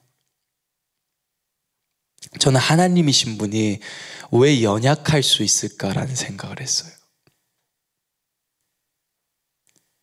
여러분들은 어떻게 생각하십니까? 저는 하나님이라고 하는 이분은 연약할 수 없다고 생각했어요. 제가 실제로 뵌 그분도 너무너무 대단한 분이라고만 생각을 했습니다. 그때 주님이 제게 이렇게 대답을 해주셨어요. 아들아, 그렇지 않아. 그렇지 않아 라고 얘기하셨어요. 그게 무슨 말씀이십니까? 그랬을 때 이렇게 말씀하시더라고요. 나 무서웠어 라고 얘기하셨어요. 오늘날 참 많은 목사님들과 사람들이 이 말씀, 겟세마네 동산에서 이 잔을 한 번만 치워주십시오라는 이 말, 예수님이 너무 인간미가 있죠. 마치 어려운 시험이 찾아왔는데 그것을 도피하고 도망가고 싶어서 그 말을 하는 것처럼 여러분 들려질 겁니다. 하나님, 나를 이 운명의 잔에서, 주님, 이 운명의 잔을 한 번만 치워주십시오. 이 운명의 잔, 이 독잔 받기가 힘듭니다 라고 이야기를 한 거와 똑같잖아요. 근데 제가 이해가 안 갔습니다. 왜 그러셨던 건데요? 그러면은 그때 하나님께서 이야기하는 이야기는 이런 부분들이었습니다. 아들아, 나도 너처럼 아무런 기억을 갖고 이 세상에 오지 않았어. 아무런 기억도 갖지 않았단다. 나는 후천적으로 그것을 알았어. 여러분, 이게 무슨 말이냐면요, 제가 오늘 여러분들한테 말씀드릴게요. 예수님과 여러분들이 입장을 바꿔서, 여러분 진짜로 실질적으로 생각을 해보세요. 입장을 바꿔서 여러분들이 오늘 밤에, 이제 좀 있으면 몇 시간 뒤면 오늘 저녁 그리고 밤 되죠. 여러분 밤에 이제 몇 시간 뒤면은 여러분들이 십자가에 달리고 그리고 여러분들이 사형을 당할 거예요. 끔찍하게 잔인하게 죽을 겁니다. 여러분 몇 시간 뒤면 여러분들이 그런 운명 속에 있고 또 그 길을 걸어가야 된다라면은 여러분 어떨 것 같습니까? 아마 여러분 대답은 솔직해지는 게 좋을 거라고 저는 생각이 들어요. 뭘까요? 두려울 겁니다. 무서울 거예요. 그쵸? 근데 그럼 도대체 왜 예수님이, 도대체 왜 창조주가, 왜 메시아가 우리처럼 두려울 수가 있냐? 그게 말이 되냐? 아니 예수님이 하나님이신 분이 모든 걸 다 알고 있는 분이 두려운 거 당연한 거, 안 두려워야 되는 거 아니야? 왜 두려워해? 왜 하나님이신 분이 두려워야 되지? 그게 말이 돼? 라고 생각할 수도 있어요. 우리는 인간이지만 그분은 하나님인데 라고 생각할 수도 있어요. 근데 여러분 그렇지 않습니다. 여러분 예수님이요 왜 그 말을 하셨는지 아십니까? 바로 당신 때문이에요. 그분의 존재 자체가 있는 목적이 당신 때문이라고요. 그분이 연약해지셔도 연약해되신 것은 당신 때문이고 강해지셔도 강해지신 이유는 바로 당신 때문입니다.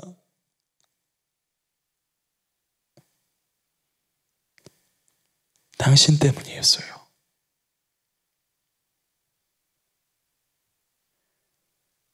저는 오늘 여러분들이 이 말이 무슨 말인지 이해하기를 축원합니다. 여러분 그분이 아무것도 모르는 상태로 더듬거리면서 나아가고 결론적으로 여러분 물론 후천적으로 아시긴 아셨어요. 선천적으로 안 건 아니지만 후천적으로는 나중에 아셨어요. 근데 어떤 것이냐면 여러분 십자가에 달려서 돌아가셨잖아요. 저는 앞서 말했지만 완전한 하나님이시고 완전한 사람이었다 그랬어요. 여러분들도 죽음 앞에서 안 두려웠습니까? 저는 제가 죽음을 한번 경험해 본 적이 있어서 저는 담대하게 이야기할 수 있지만 두려웠습니다. 솔직히 이야기하자면 무서웠고요. 부모님이 있어도 친구가 있어도 나와 함께 그곳으로 가줄 수는 없었어요.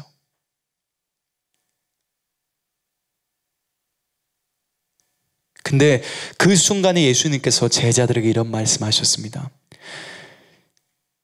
제자들에게 얘들아 너희가 한시도 나와 깨어있을 수 없느냐라고 예수님이 그렇게 이야기해요. 마음에는 원이로되 육신이 약하다라고 이야기해요. 여러분 이게 무슨 말입니까? 이게 바로 그런 말이에요. 육신의 생각은 사망이나 영의 생각은 생명과 평안이다. 내 속사람은 원하고 바랄지 몰라요. 근데 내 육체는 연약해요. 너무너무 우리의 모습과 똑같지 않습니까? 예수님이 말씀하신 그 모습과 우리의 모습은 그냥 똑같아요. 그 겟세마네 동산에서 있는 예수님의 모습은 우리가 연약하고 넘어지고 정말 힘들어하는 그 모습들과 똑같은 모습이었습니다. 그래서 여러분들이 예수님이 약해 보이니까 그분이 싫으신가요? 무슨 창조주가 이렇게 약하냐라고 느껴서 그분이 싫습니까? 여러분 아니에요.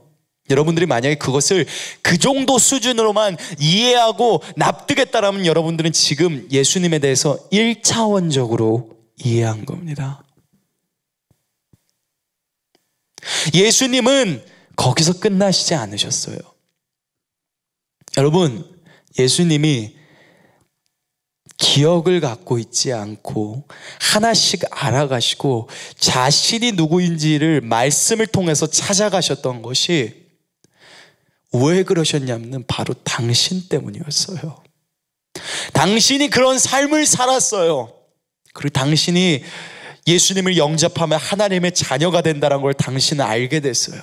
당신이 영접했어요. 당신이 하나님의 자녀가 됐고 당신이 침례를 받았기 때문에 똑같이 예수님도 사람에게 침례인 요한한테 침례를 받으셨어요. 예수님이 그렇게 겪어오셨던 모든 과정은 바로 당신 때문에 당신과 똑같아지기 위해서 그 과정들을 일일이 다 경험했습니다. 여러분, 요한일서에 보면 이런 말이 나와 있어요. 온전한 사랑이 두려움을 내쫓나니 두려움에는 형벌이 있음이라, 이렇게 나와 있어요. 요한일서에. 여러분, 예수님도 두려우셨어요. 그 순간 겟세마네 동산에서 보면은 예수님이 이 잔을 한 번만 치워주십시오 라고 대답을 해요. 근데 여러분, 이걸 꼭 잊지 마십시오. 바로 무엇이냐면 당신을 향한 그 사랑이 두려움보다 훨씬 컸던 것이었습니다. 당신을 향한 그 애절한 사랑이, 그 간절한 사랑이 두려움보다 훨씬 컸어요. 그래서 예수님 뭐라 하시죠? 아버지, 그러나 내 뜻대로 하지 마시고 아버지의 원대로 하옵소서.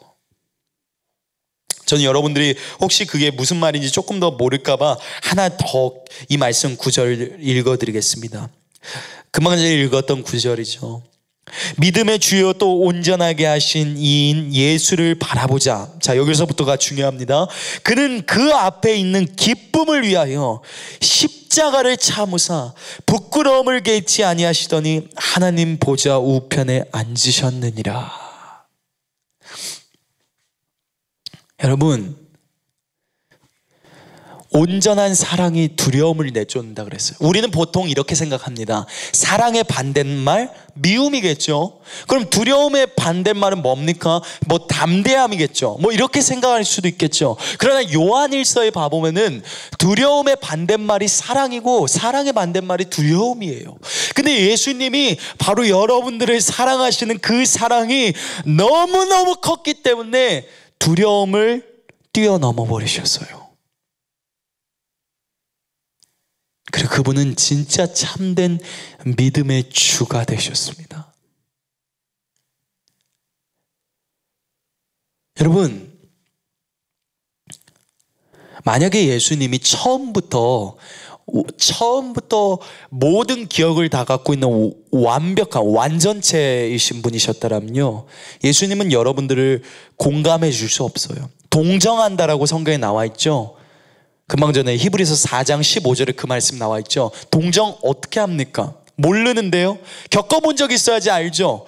나하고 똑같은 상황에 놓여져 본 적 없고 나처럼 똑같이 고난당한 적이 없고 그냥 하늘의 보좌에 가만히 앉아 계시면은 내가 무슨 어떤 고난을 당한지 그분이 어떻게 합니까? 그분은 내가 겪고 있는 그 모든 것까지 다 알고 싶으셨어요. 그래서 자기 스스로가 그것을 버리고 내려오셨습니다. 마치 여러분 이것과 같아요. 제가 이렇게 조금 더 예를 들어 드릴게요. 여러분 핸드폰이 있죠. 핸드폰이 있습니다. 여러분 이 핸드폰을 포맷시키거나 리셋시킨다고도 이야기를 하죠. 그러니까 무슨 말이냐면 전부 다 지워버렸다가 다시 처음부터 시작하는 겁니다. 여러분들 이게 무슨 말이냐면요, 하나님도요, 예수님도 이 세상에 아기로 태어나셨을 때 모든 걸 다 포맷시키시고 리셋시켜버리고 처음부터 시작하셔서 아기로서의 삶이 시작되셨던 거였어요. 그렇게 시작됐습니다. 그게 예수님이세요.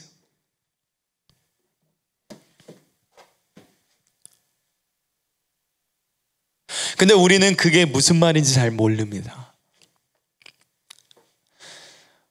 우리는 이게 무슨 말인지 이해해야 될 필요성이 있어요. 여러분, 오늘 그분이 우리를 사랑하신 그 사랑을 저는 오늘 여러분들이 조금 깊이 생각했으면 좋겠습니다.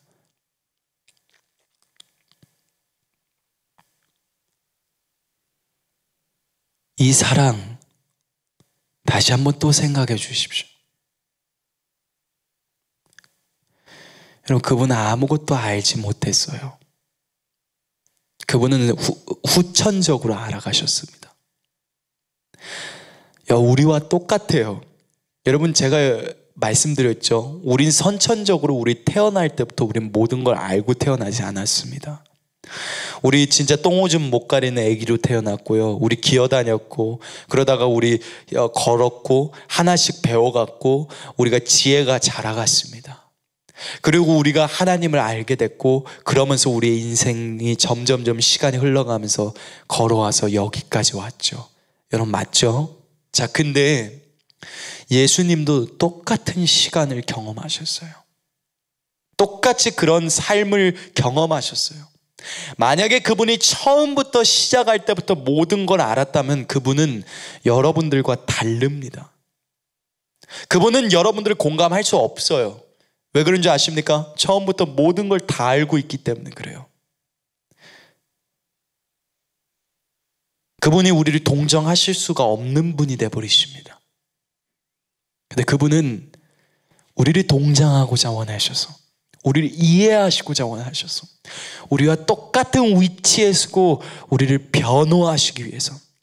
여러분 히브리서에 우리의 변호자라는 표현 나와 있는 거 아시죠? 대제사장, 우리를 위한 변호자 예수 그리스도이십니다. 왜 그분이 변호자이시냐면 그분은 우리와 똑같기 때문에 그렇습니다. 아멘. 그분이 우리와 똑같기 때문에 그분은 변호자이신 것입니다. 저는 오늘 이 말씀이 여러분들한테 제가 좀 이제 많이 이런저런 이야기를 되게 많이 했는데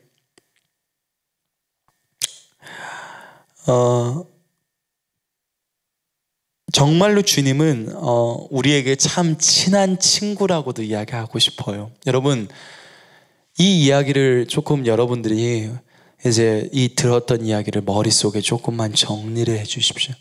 자, 그리고 이제 그분을 한번 상상하면서 바라봐 보세요. 그분은 여러분들의 친구입니다. 여러분 뭔가 하나님을 본받는 자가 되라 그랬었을 때 너무 머나먼 존재라고 주님을 늘 봐왔던 그게 많이 없어지지 않습니까? 늘 항상 머나먼 존재라고만 느꼈고 뭐 가까이 계신다 말은 한다는 거 알지만 내가 감히 범접할 수도 없고 그리고 내가 감히 그분과 똑같이 본받는다라고 말했었을 때 그 본받는다라는 거 말 자체도 이해가 안 가는 수준만큼 너무너무 높으신 분이시기 때문에 아마 상상도 못했을 거예요.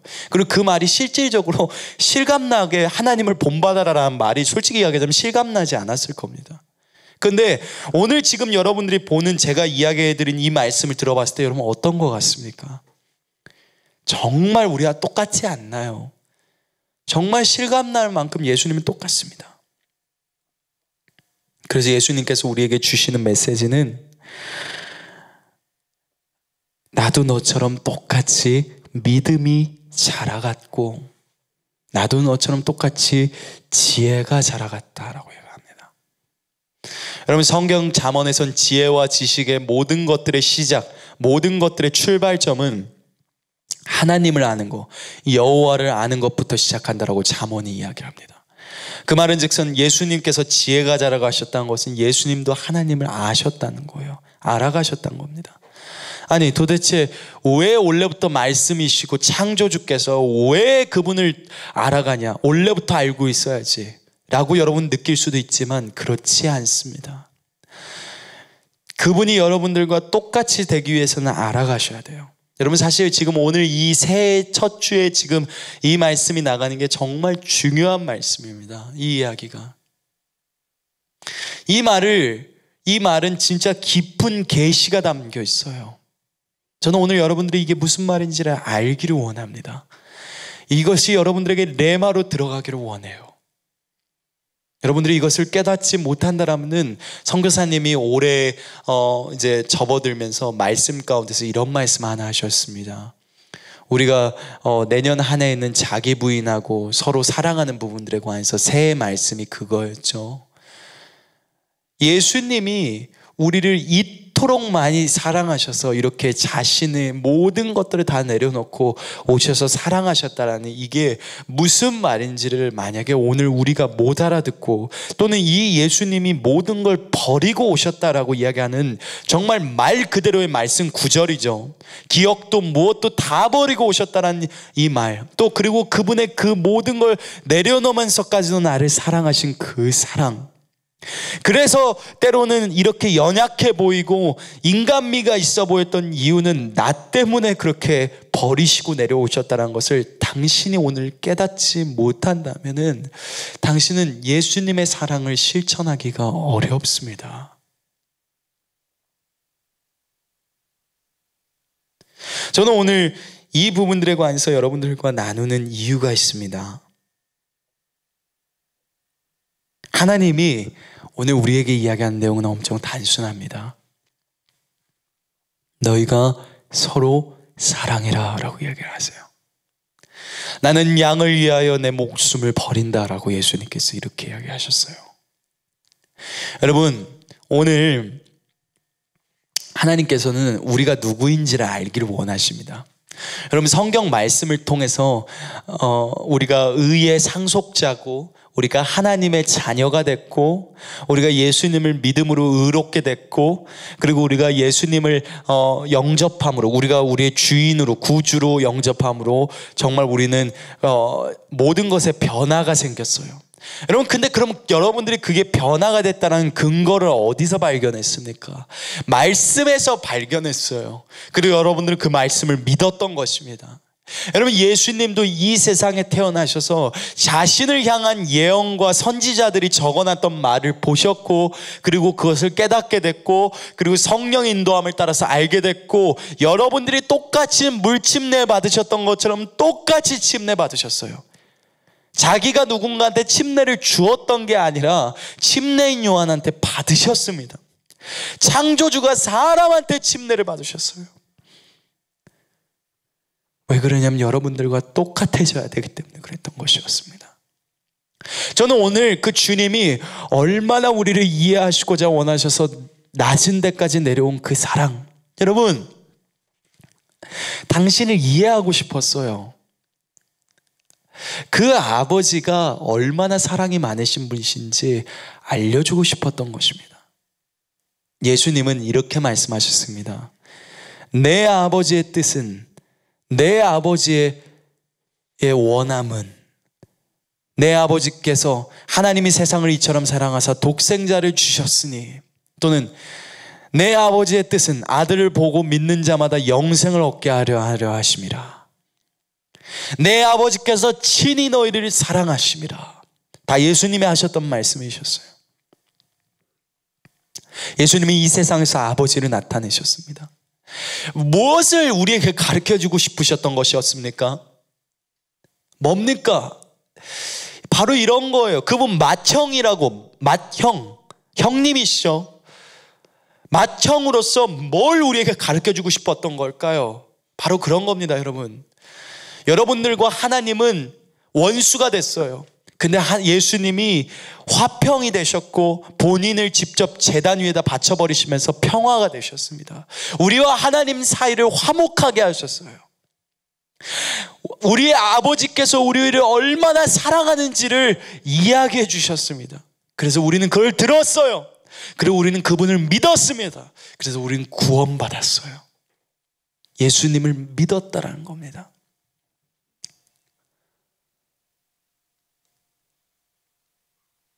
저는 오늘 이 이야기를 통해서 여러분들에게 이야기를 했습니다. 여러분, 그리고 예수님은 우리를 위해서 그렇게 희생하셨습니다. 그분은 우리의 신랑이시죠.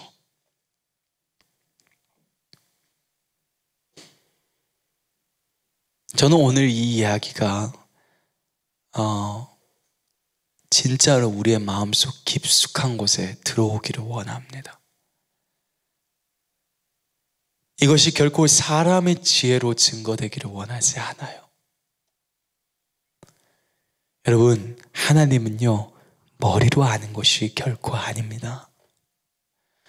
그분을 진정으로 이 마음속으로 그분이 누군지를 알아야 될 필요성이 있습니다.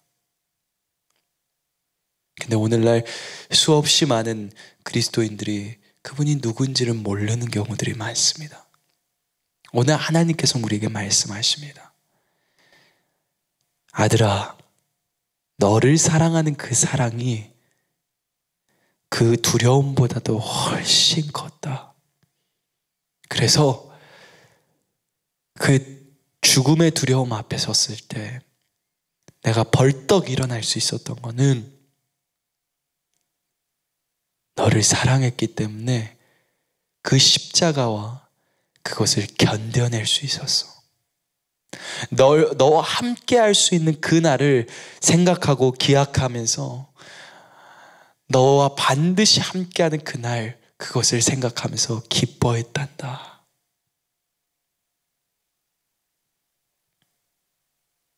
여러분, 하나님 바로 이러신 분이십니다.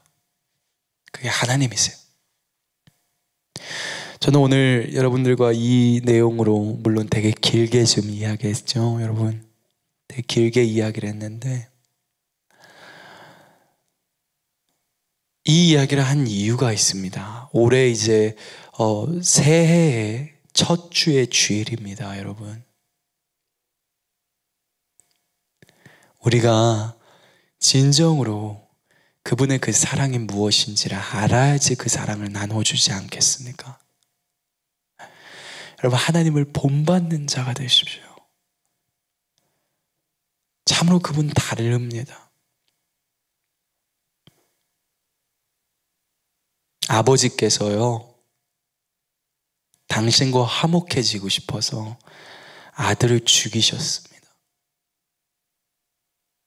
이게 아버지의 원함이셨어요.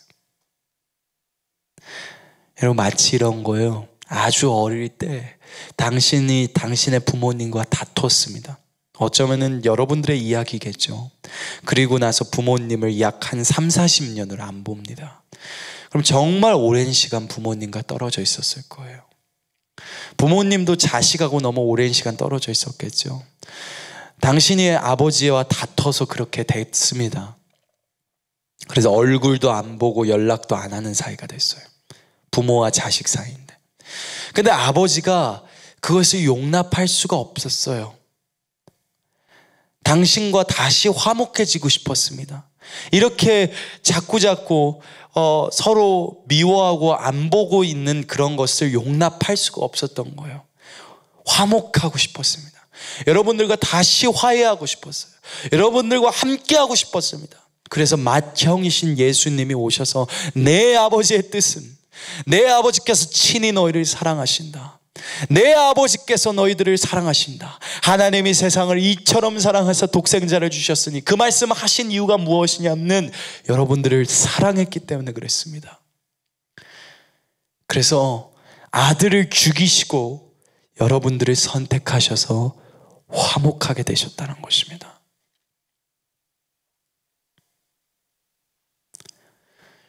여러분, 오늘 이 모든 줄거리가 결론적으로 뭘 이야기하고 있냐면요, 사랑을 이야기합니다. 처음부터 끝까지 다 사랑이에요.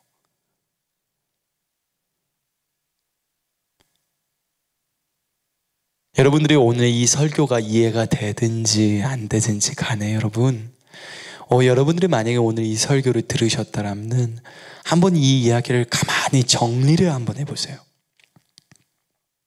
이게 무슨 말인지 한번 곰곰이 생각을 해보세요. 그리고 나면 여러분들이 무엇인가를 깨달을 수도 있습니다. 아, 얼마나 나를 많이 사랑하셨을까. 너무너무 사랑이 커서 감당이 안 될 만큼 큰 사랑. 이건 무엇일까라고 생각할 수도 있어요. 저는 오늘 여러분들과 이런 이야기를 나누게 됐습니다.